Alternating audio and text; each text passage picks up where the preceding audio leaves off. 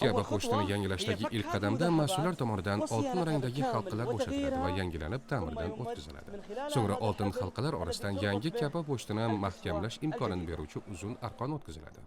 Ikkinchi bosqichda esa kaba burchaklarida joylashgan iplar bo'shatiladi. Mas'ullar eski kaba pochtini yangisiga almashtirish uchun kabaning har tomonida joylashgan iplarni birin-ketin yechib chiqadilar. Iplarni bo'shatish jarayoni qanday kechishini birgalikda tomosha qilishimiz mumkin. Podsho Abdulaziz nomidagi muborak kaba pochta jamiyati 100 yildan ortiq vaqt davomida kaba pochtaning yangilanishi va ta'mirini o'z zimmasiga olib, bu muhim ishni bajarib kelmoqda.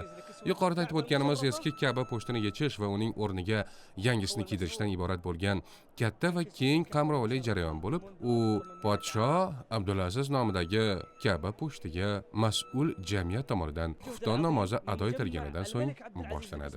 Bu videoni umraga borish niyatida bo'lgan yaqinlaringizga yuboring, ularning qalbida sog'inch va umidni yanada mustahkamlasin.